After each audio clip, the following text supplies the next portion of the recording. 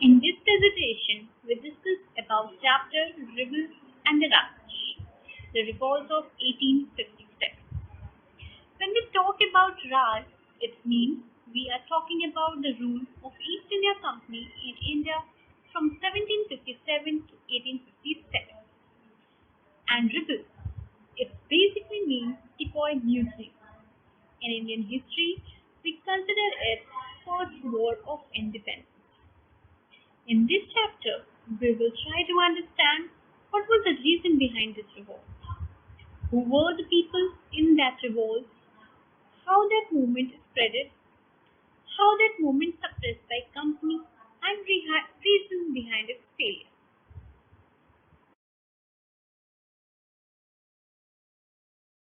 Let us start the chapter with the timeline of the outbreak of the revolt. So, on 10th May 1857, the sepoy in the cantonment of the Meerut broke out in a mutiny. The sepoy captured the bell of arms, where the arms and ammunition were kept, and proceeded to attack all the white people, their families living in the city. They burned down the bungalows and properties and moved on them to destroying government buildings such as the record office, jail, court, post office, treasury, etc. And the telegraph line to Delhi was actually cut. On 11th May, Sepoy arrived at the gates of Red Fort in the early morning. It was the month of Ramadan. The old Mughal Emperor Bahadur Shah had just finished his prayer. The Sepoy told him, We have come from Meerut after killing all the Englishmen there, as they are, and forced us to bite on bullets that were coated with the fat of cow and pigs without sting. This has corrupted the faith of Hindus and Muslims. Another group of sepoy also entered Delhi, and ordinary people joined them. Europeans as well as rich of Delhi were looted and killed in large numbers. They wanted Bahadur Shah to lead them, and he had no other option but to act in their accordance.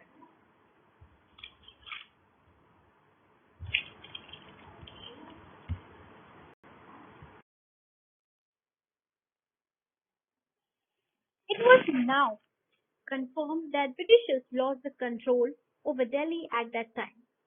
Now the revolt was carried under the name of Mughal Emperor. It gave a kind of the ability to be defended with justification. Once the news of Britishers lost the Delhi and Bahadur Shah took the charge of revolt spread, the speed of rebel had increased. What was the pattern of rebellion? Well, it was more or less the same pattern in most of the countrymen. First, the sepoy began their action with signals. In many places, it started with firing of evening gun or sounding of bugle. Then they first seized the bell of arms and plunder of treasure, means looting the arms and treasure. After this, they attacked government buildings and burned all the records. Whatever and whoever connected with white man had been targeted. Rumors and prophecy. But before we started this topic, we need to understand what is the actual meaning of rumors. It means uncertain information which moves and spreads fastly. This explains how rumors had encouraged people to take part in this revolt.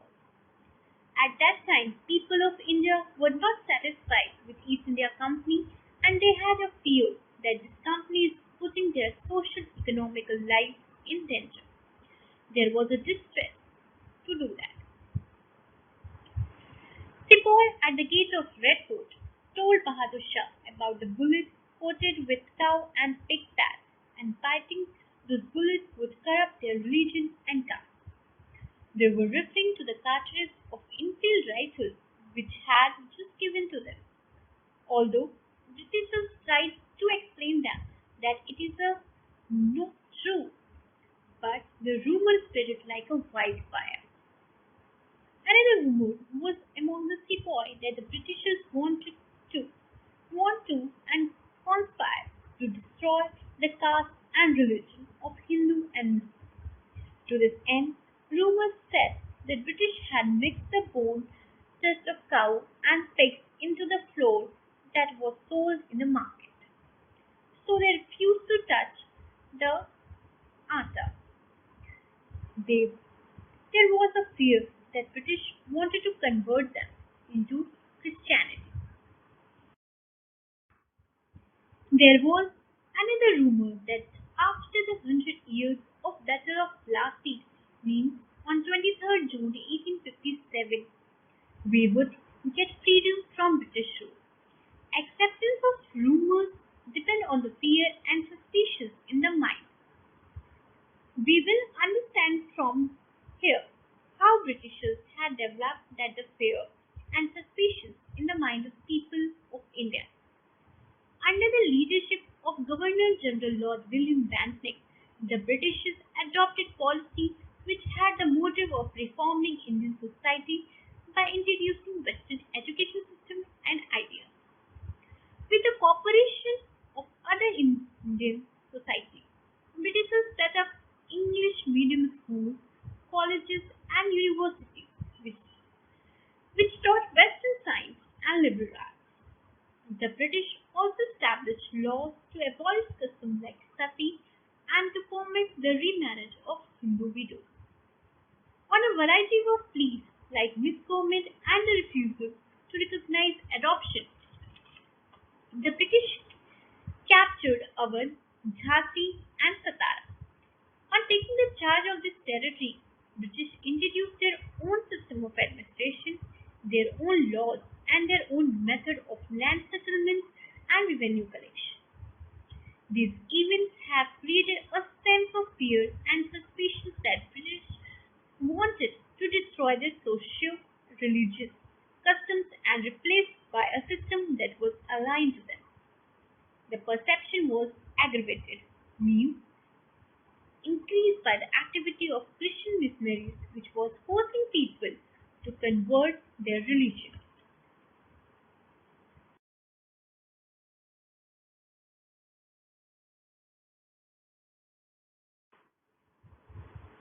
Subsidiary alliance system. It was introduced in 1798 by Lord Pills. It was a non-intervention policy where Indian rulers had to pay subsidy to British for maintaining army, and in return British had to protect the Indian ruler who had signed the alliance.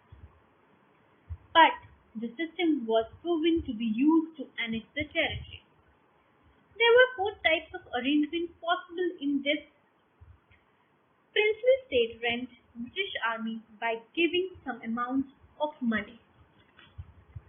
Second, in this, British army guard the princely state by staying outside the territory. In exchange, money was given to the British. In third arrangement, British army protect the princely states by staying inside the territory. In exchange, Indian rulers pay the amount. In this type of arrangement, in exchange of protection, part of land had been given to British. Nawab of Awadh entered into this kind of arrangement in 1801 and by 1856 it was annexed. In 1851, Governor General Lord Dalhousie described the kingdom of Awadh as a cherry that will drop into our mouth one day. 5 years later, Awadh was annexed. Under the term of this alliance, Nawab had to remove the military force and allow the British to position their troops within the kingdom and act in accordance with their advice.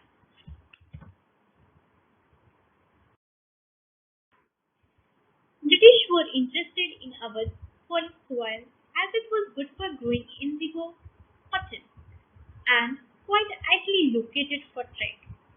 The annexation of Awadh started a century ago, as the Nawab of Awadh participated in Bengal War and defeated along with them. Also, there was a misconception that Nawab Wajid Ali Shah was an unpopular ruler and Awadh was under Mala administration, but on the contrary, he was loved. So, there was not one reason for the annexation of Awadh. Nawab was dethroned and exiled to Calcutta on the misconception that the region was being misgoverned. But he was widely loved, due to which many followed him all the way to Kanpur singing Song of Life. A sense of grief had spread widely on the Nawab's exile. One of the writers wrote, "A life was born out of the body, and the body of this town had been left lifeless." It means he considered the Nawab as the soul of the town.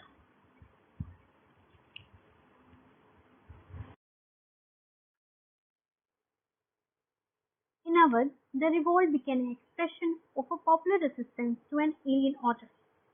The annexation had not only displaced the Nawab, also dispossessed the Talukdars, some of the most important and powerful people of the region. Before the coming of the British, the Talukdar maintained armed retainers, they built forts, and enjoyed a degree of autonomy, as long as they accepted the suzerainty of the Nawab and paid the revenue of their taluk. But immediately after the annexation, the Talukdars were disarmed and their forts were destroyed, and they also lost their source of livelihood.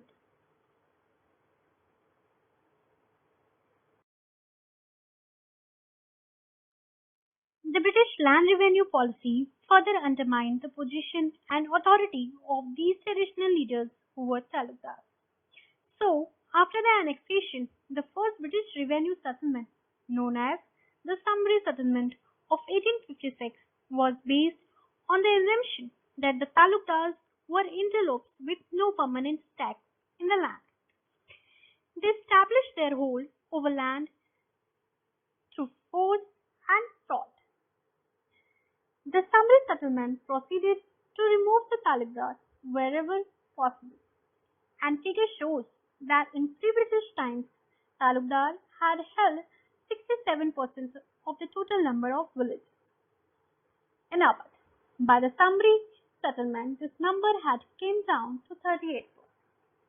The Talukdar of the southern Awadh were the hardest hit, and some lost more than half of the total number of villages they had previously held. So, they obviously were now anti-British.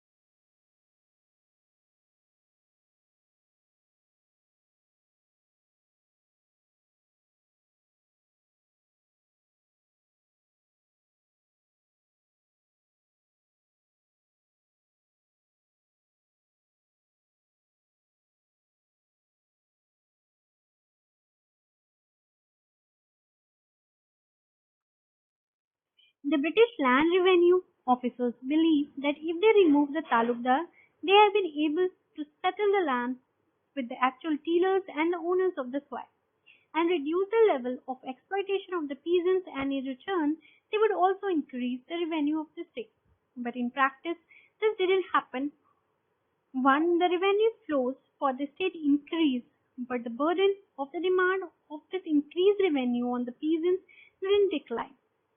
Officers soon found that the large areas of Awadh were actually heavily overaccessed. The increase of revenue demand in some places were much of 30 to 70%. Thus, neither Talukdars nor peasants had any reason to be happy with this annexation, and the peasants now in fact against the British. The disposition of Talukdar also meant the breakdown of an entire social order.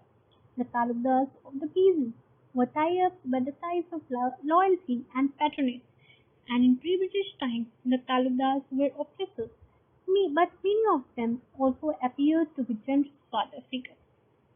They exacted a variety of dues from the peasants, but were often considered in time need. Now, under the British, the peasants were directly exposed to overassessment of revenue and inflexible methods of collection. There was no longer any guarantee that in times of hardships or crop failures that the state would remit the revenue demand or at least reduce it, or, or that in times of festivities the peasants would get the loan and support that the Talukdars had earlier provided. Thus, many of the Talukdars and the peasants of Awadh region remained loyal to Begum Hazrat Mahal, wife of deposed Nawab of Awadh, and they fought on her side and they fought very hard in the revolt of 1857. Let us look at the sepoy dissatisfaction. The grievances of the peasants were carried over into the sepoy lines since a vast majority of the sepoy were actually recruited from the villages of Awadh. So, when they went back home on holidays, their family would tell them about their hardships. Combined with that, for the decades, the sepoy himself have been complaining about the low level of pay and the difficulty of getting leave. The relationships of the sepoy are also undergone a change, where earlier the white officers associated with them socially as well, now the white officers had a sense of white superiority. The officers developed a sense of superiority and started treating the sepoy as a rational inferior. Abuse and physical violence became common, and that the distance between the sepoy and the officers grew. Trust began to replace by suspicion. Therefore, when these white officers are telling the Indian sepoys that the new cartridges of infield rifles are not created with the fat of cow and pig, the sepoy find it very difficult to believe.